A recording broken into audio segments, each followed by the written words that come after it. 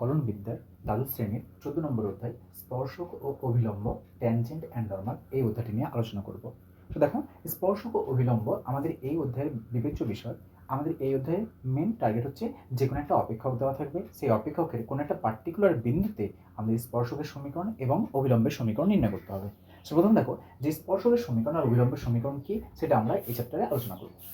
তো দেখো, যে আমরা এখানে লিখে নিয়েছি যে মনে করি y = f(x) এক মান বিশিষ্ট সন্তত অপেক্ষক, যে অপেক্ষকটি আমাদের a < x < b অর্থাৎ ক্লোজ ইন্টারভাল ab বিস্তারে সংজ্ঞাত। অর্থাৎ কোনো একটা অপেক্ষক দাও x সমান a এবং y সমান b, এই যে আমাদের ইন্টারভাল, সেই ইন্টারভালের মধ্যে আমরা একটা সন্তত অর্থাৎ কন্টিনিউয়াস এবং এক মান বিশিষ্ট একটি অপেক্ষক নিয়েছে, যেটা আমাদের a থেকে নিয়ে b পর্যন্ত আমাদের বিস্তারে সংজ্ঞাত রয়েছে। তো এই অপেক্ষকের আমরা দেখো একটা বিন্দু নিয়েছি পি, যে বিন্দুটা হচ্ছে আমাদের x1, y1। এই পি বিন্দুতে আমরা একটা স্পর্শক অঙ্কন করছি। স্পর্শক মানে কি? দেখো, যে আমরা কোনো একটা বক্ররেখাতে যে টাচ করে গেছে, দেখো স্পর্শ করে গেছে, কোনটা স্পর্শ করেছে? দেখো পিটি। এই পিটিটা হচ্ছে আমাদের এই যে y সমান f(x) একটা বক্ররেখা রয়েছে, এই বক্ররেখার পিটিকে বলা হচ্ছে স্পর্শক। এবং এই স্পর্শকের যে বিন্দুতে আমরা স্পর্শক অঙ্কন করেছি, ঠিক তার উপরে যদি আমরা একটা লম্ব অঙ্কন করি, যে লম্বটা কত ডিগ্রি কোণ উৎপন্ন করবে? 90 ডিগ্রি। দেখো এখানে আমাদের পি বিন্দুতে একটা 90 ডিগ্রি কোণ উৎপন্ন করেছে, কোন সরলরেখা? যেটা হচ্ছে আমাদের পিএন সরলরেখা। তাহলে এই পিটি এর উপরে যে পিএন সরলরেখা আমরা 90 ডিগ্রি অঙ্কন করেছি, এই পিএন কে বলা হয় এই y = f(x) অপেক্ষকের অভিলম্ব। সো অভিলম্ব আর স্পর্শক কি হবে? পরস্পরের উপর লম্ব হবে। সো এখানে দেখো, আমরা এবার যে স্পর্শকের সমীকরণ আর অভিলম্বের সমীকরণ কি সেটা দেখবো।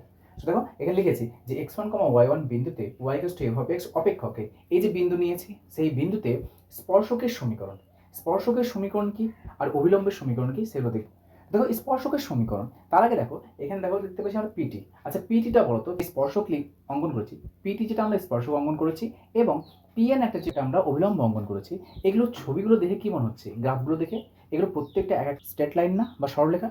দেখো আমরা ক্লাস 11-এ শিখেছিলাম যে কোনো একটা সরলরেখা যদি একটা বিন্দুগামী হয়, x1, y1 বিন্দুগামী, এবং সেই সরলরেখার প্রবণতা যদি m হয়, তাহলে সেই সরলরেখার সমীকরণ কত হয় বলতো? y - y1 = m × x - x1। তাহলে দেখো এখানে স্পর্শক, তাহলে এই স্পর্শকের সমীকরণ যদি আমরা লিখতে চাই, সেই স্পর্শক কোন বিন্দুগামী সেটা দেখবো আমরা, এবং সেই স্পর্শকের যদি প্রবণতা জানা থাকে, তাহলে সেই সমীকরণটা আমাদের অবশ্যই এই আকারে আসবে। তো দেখো ওটা লিখেছি আমরা, যে স্পর্শকের সমীকরণ লিখেছি এখানে দেখো, যে y - y1, যেহেতু আমাদের x1, y1 বিন্দুগামী, তাহলে x1, y1 বিন্দুগামী। তো দেখো y - y1 কম্পেয়ার করো, দেখো y - y1 same to same লিখেছি একই। এখানে দেখো m লিখেছিলাম, যে সরলরেখার আমাদের সমীকরণ ছিল সেই সরলরেখার mটাকে বলা হয় প্রবণতা। তাহলে এখানে আমরা যেহেতু এটা বক্ররেখা একটা, তাই এই বক্ররেখা নিশ্চয়ই আমরা প্রবণতা পাবো না। প্রবণতা কার পাবো? ওই বক্ররেখার কোনো একটা বিন্দুতে যদি আমরা স্পর্শক অঙ্কন করি, সেই স্পর্শক বা সেই যে সরলরেখাটা পাচ্ছি, সেই সরলরেখার প্রবণতা পাবো। তাহলে আমরা কোনো একটা বক্ররেখার প্রবণতা কাকে বলা হয়? আমরা জানি যে সেই বক্ররেখাকে যদি আমরা ডেরিভেটিভ করি, অবকলন যেটা পাই, অবকল সহগটাই হচ্ছে সেই বক্ররেখার স্পর্শকের প্রবণতা। দেখো লিখেছি dy/dx at x1, y1, ওই যে বিন্দু, সেই বিন্দুতে স্পর্শকের প্রবণতা dy/dx x1, y1 into x - x1। দেখো x - x1 আছে। সো এটা হলো আমাদের স্পর্শকের সমীকরণ। এবং স্পর্শকের প্রবণতা কোনটা? তাহলে দেখো এটা লিখেছি যে dy/dx at x1, y1 বিন্দুতে dy/dxটাকে আমাদের বলা হচ্ছে স্পর্শকের প্রবণতা। এবং যে বিন্দুতে আমরা স্পর্শক অঙ্কন করেছি বা যে বিন্দুতে আমরা স্পর্শকের সমীকরণ পাবো, সেই বিন্দুটাকে বলা হয় স্পর্শ বিন্দু। সো এখানে লিখেছি দেখো যে স্পর্শ বিন্দুর স্থানাঙ্ক x1, y1। সো এটা হলো আমাদের স্পর্শকের সমীকরণ, স্পর্শকের প্রবণতা এবং স্পর্শ বিন্দুর স্থানাঙ্ক। সো স্পর্শক মানে কিছুই না, কোনো একটা বক্ররেখা রয়েছে, সেই বক্ররেখার কোনো একটা বিন্দুতে যদি টাচ করে কোনো একটা সরলরেখা চলে যায়, সেই সরলরেখার সমীকরণটাই হচ্ছে সেই বক্ররেখার সাপেক্ষে তাকে স্পর্শক বলা হয়। অনুরূপভাবে যদি আমরা এই স্পর্শকের উপরে একটা লম্ব অঙ্কন করি, যে লম্বটা আমাদের স্পর্শকের উপরে কত ডিগ্রি কোণ উৎপন্ন করবে? 90 ডিগ্রি কোণ উৎপন্ন করে, তাহলে এই যে পিএন, সেই পিএনটাকে বলা হয় আমাদের অভিলম্ব। দেখো এখানে লিখেছি যে অভিলম্ব বা নর্মাল পিএন, এটা একটা সরলরেখা। এটা যদি আমাদের একটা সরলরেখার সমীকরণ হয়, তাহলে দেখো এখানে আমরা স্পর্শক পেয়েছি, স্পর্শক সমীকরণ। অনুরূপভাবে আমরা অভিলম্বের সমীকরণ পাবো, y - y1, এটা হচ্ছে সরলরেখার সমীকরণ। সো y - y1, এখানে দেখো y - y1 লিখেছি। এবার দেখো এখানে আর প্রবণতাটা কত হবে? হুবহু সবগুলো এক আছে, শুধুমাত্র প্রবণতা। দেখো আমরা জানি ক্লাস 11-এও শিখেছি আমরা একাদশ শ্রেণীতে, যে দুটি সরলরেখা যদি পরস্পরের উপর লম্ব হয়, দেখো এই সরলরেখার প্রবণতা যদি আমাদের m1 এবং এই সরলরেখার প্রবণতা যদি আমাদের m2 হয়, দেখো আমরা কি জানি যে দুটি সরলরেখা পরস্পর লম্ব হলে তাদের প্রবণতা দ্বয়ের গুণফল সমান -1 হয়। এখানে বলো M2 এর মান কত হবে। যদি আমরা বলি যে স্পর্শকের প্রবণতা M1 আর অভিলম্বের প্রবণতা M2, যে কোনো একটা ধরতে পারো, তাহলে আমরা যদি M2টা অভিলম্বের প্রবণতা ধরি তাহলে M2 এর মান কত হবে, -1/M1। দেখো ওখানে আমরা বের করেছি যে dy/dx ইন্টু M2।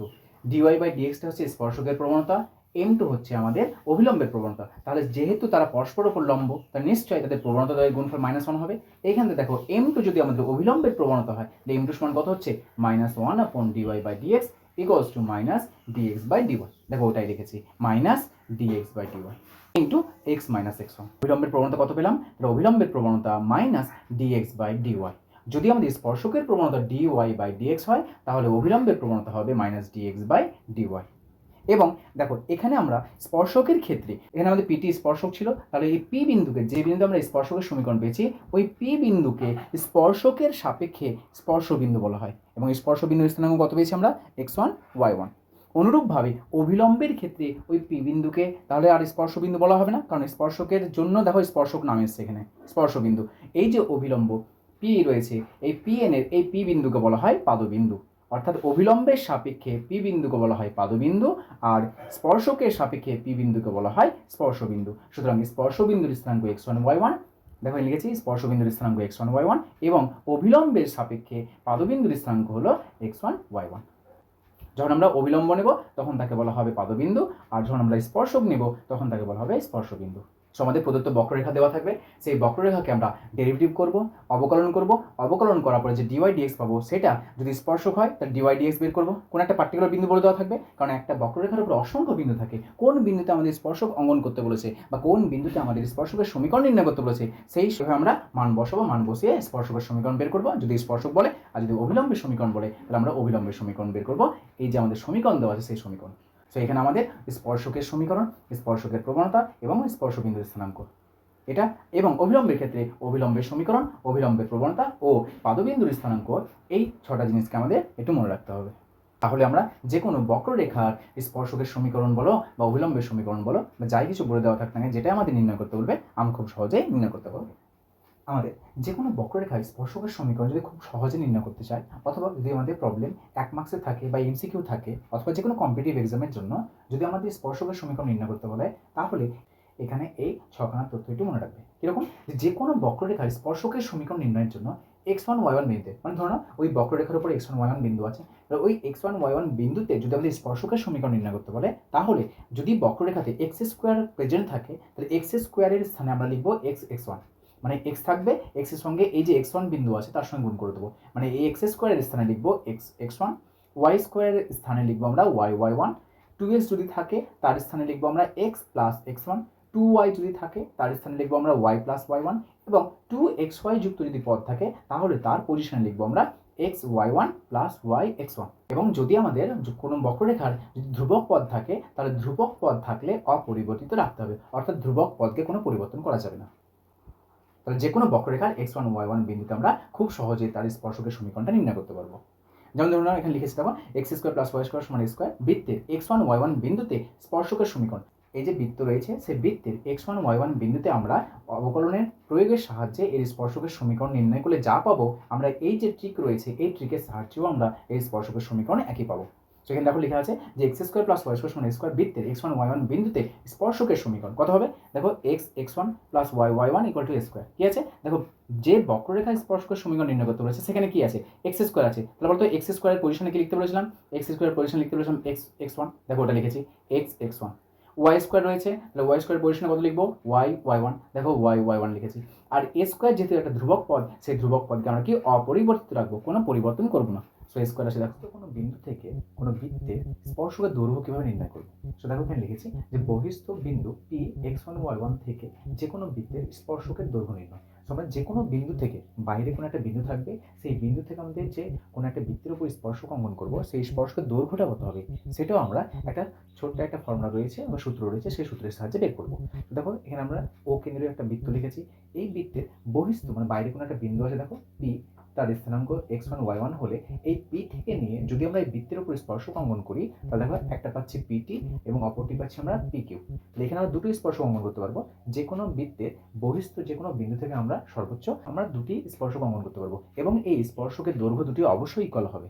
এবং সেই স্পর্শকের দৈর্ঘ্য কত হবে তার ফর্মুলা দেখো লিখেছি। যেমন যদি বৃত্তের সমীকরণ x square plus y square সমান এ স্কোয়ার হয়, তাহলে এই যে কনস্ট্যান্ট আছে কনস্ট্যান্টটাকে বাম দিকে নিয়ে আসবো, x square plus y square minus a square সমান 0 হবে, তাহলে 0 হবে।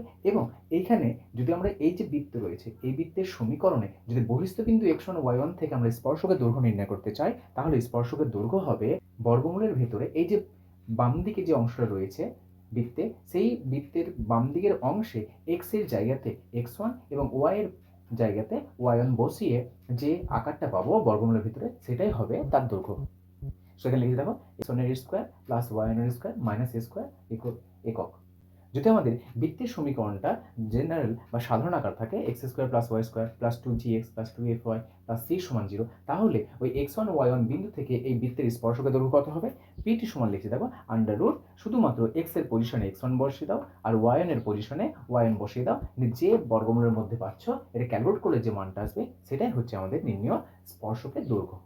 তো আসো এবার আমরা কয়েকটা প্রবলেম নেই, যে প্রবলেমে আমরা শর্টকাটে বা খুব সহজে কি করে আমরা তাদের স্পর্শকের দৈর্ঘ্য নির্ণয় করতে পারি, স্পর্শকের সমীকরণ নির্ণয় করতে পারছি সেটা দেখব, এবং আমরা কয়েকটা স্পর্শকের দৈর্ঘ্য নির্ণয় করব।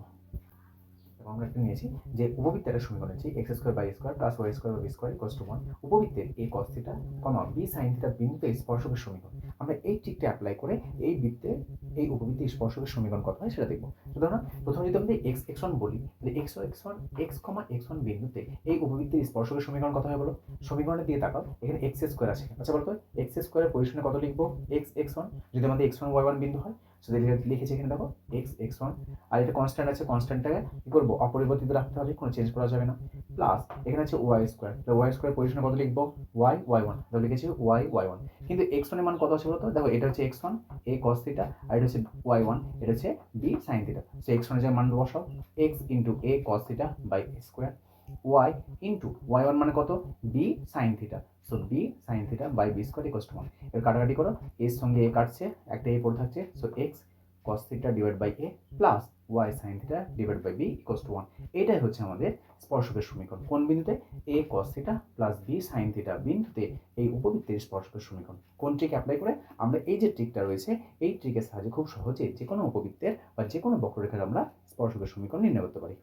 অপর একটা নিয়েছি দেখো y square equals to 4ax অধিবৃত্ত। সো এই অধিবৃত্তের এটি স্কোয়ার কমা 2at বিন্দুতে স্পর্শকের সমীকরণ। প্রথমে দেখো এটাকে একটু সাজিয়ে নাও, কারণ এখানে আমাদের ওয়াই স্কোয়ার টার্ম আছে, এই ওয়াই স্কোয়ার টার্মের পরিবর্তে কত লিখবো আমরা? ওয়াই স্কোয়ারের পজিশনে y1 লিখবো, কিন্তু ডান দিকে দেখো 4ax আছে, এইটাকে সাজিয়ে নিচ্ছি কারণ এখানে x যুক্ত পদ আছে, কিন্তু x এর জায়গাতে আমরা কোনো কিছু বসাতে পারছি না, এখানে 2x আছে, সো এই 2x এর পজিশনে x প্লাস x1 বসাবো, সেই জন্য এটাকে একটু সাজিয়ে নাও। 4ax আছে, এটাকে 2a লিখলাম ইন্টু 2x লিখলাম, তো দেখো আলটিমেট এটা 4ax থাকছে। এবার এই যে 2x আছে, 2x এর জায়গাতে আমরা কত লিখবো? x plus x1। তো দেখো স্পর্শকের সমীকরণ কত হবে? ওয়াই স্কোয়ার এই পজিশনে লিখবো y1, ডান দিকে 2a কনস্ট্যান্টকে রাখলাম, এই যে 2x আছে এই 2x এর পজিশনে কত লিখবো? x প্লাস x1, দেখো ওটা লিখেছি x প্লাস x1। যেহেতু x1 দেওয়া আছে at স্কোয়ার, y1 দেওয়া আছে 2at, সে মানগুলো রিপ্লেস করে দাও, y1 এর জায়গাতে 2at, 2a থাকলো, x প্লাস x1 হচ্ছে at স্কোয়ার, বোথ সাইডে 2a ক্যান্সেল হচ্ছে, থাকছে আমাদের at, আচ্ছা এটা yt হবে, yt equals to x plus a t square. So আমাদের y square equals to 4x, এই যে অধিবৃত্ত সেই অধিবৃত্তে এটি স্কোয়ার কমা 2at বিন্দুতে স্পর্শকের সমীকরণ yt equals to x plus a t square. আমরা পরবর্তী লেকচারে এটা হলো আমাদের কি যে কোনো একটা শর্টকাট যে নিয়মগুলো আছে যে আমরা পজিশনে বসিয়ে খুব সহজেই আমরা একটা লাইনে তার স্পর্শকের সমীকরণ নির্ণয় করতে পারি, এটা হলো শর্টকাট নিয়ম, শুধুমাত্র এমসিকিউ বা 1 মার্কসের জন্য আমরা এগুলো করতে পারি বা কম্পিটিটিভ এক্সামের জন্য।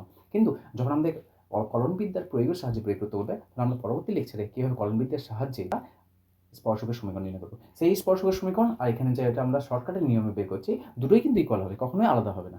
এখানে যেটা পেয়েছি আমরা উপবৃত্তের a cos theta b sin theta বিন্দুতে স্পর্শকের সমীকরণ, অনুরূপভাবে y square equals to 4x অধিবৃত্তের at square comma 2at বিন্দুতে যা স্পর্শকের সমীকরণ পেয়েছি, কলনবিদ্যার প্রয়োগেও সেই একই সমীকরণ পাবো। এবার এসো আমরা একটা স্পর্শকের দৈর্ঘ্য নির্ণয় করি। যেগুলো আমরা একটা প্রবলেম নিয়েছি x square plus y square equals to 16 বৃত্তে বহিস্থ বিন্দু 4,5 থেকে অঙ্কিত স্পর্শকের দৈর্ঘ্য নির্ণয় করতে বলেছে। তাহলে আমরা কি এই যে 4,5 থেকে নিয়ে এই যে বৃত্ত রয়েছে সেই বৃত্তের স্পর্শকের দৈর্ঘ্য, তো দেখো স্পর্শকের দৈর্ঘ্যের ফর্মুলা এটা আমাদের। তো এখানে প্রথমে কি করবো, যে বৃত্তের সমীকরণ দেওয়া থাকবে তার কনস্ট্যান্ট টার্মটাকে বাম দিকে নিয়ে আসবো। দেখো আমরা সেটাই করেছি, প্রদত্ত এটা দেওয়া আছে, এই 16কে বাম দিকে নিয়ে এসেছি। নিয়ে আসার পরে দেখো 4,5 বিন্দুতে অঙ্কিত স্পর্শকের দৈর্ঘ্য, এই যে পিটি রয়েছে আর এই যে পিকিউ রয়েছে, দুটি স্পর্শক পাবো, এই দুটি স্পর্শকের দৈর্ঘ্য কিন্তু ইকুয়াল হবে। পিটি এর দৈর্ঘ্য যা হবে পি কিউ এর দৈর্ঘ্য তাই হবে। ফর্মুলাটা কি?